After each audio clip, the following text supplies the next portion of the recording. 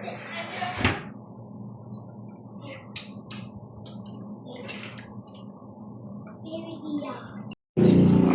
morning sa ating mga viewers. So, may inayos ako na isang aircon. Yung complaint ng customer, ayaw lumamig. Tapos nagkaroon siya ng error na error C805. So, tatlong balik na to sa shop pero hindi mayos-ayos. Pero ngayon, okay na siya.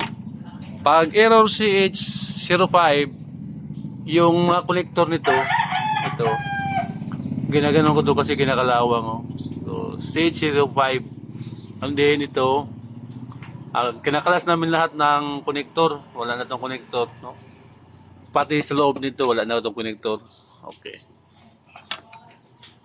Laging nagko-complain si customer. Tapos may isa, pinalitan na yung yung pan motor nito, bago na. Tapos nag-complain si customer na may error pa naman. So, complain na naman, balik na naman sa shop. Okay. So, ito yung brand niya. Ito yung brand niya. I-plug natin to para makita niyo yung plug. Plug natin. Okay. Okay. Power button. Power button.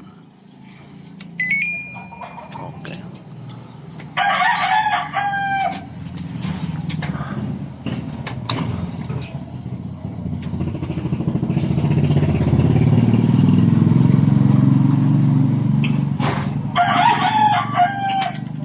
Okay, nag-rotate na yung pan motor niya. Naka energy saver, no? So, LG dual inverter and then 10 years compression motor. So, nakising na yung motor niya. So, okay na to. Ayos na to. Balik pag CH05,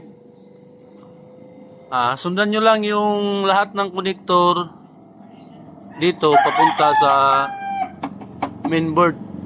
Pagpunta sa mainboard, lahat ng wire, sundan nyo lang para maayos pag CH05. Pag error CH67 naman, yung fan motor niya mismo. Okay, thank you for watching. Okay na to, maayos na to, pwede na ibalik ko sa may-ari.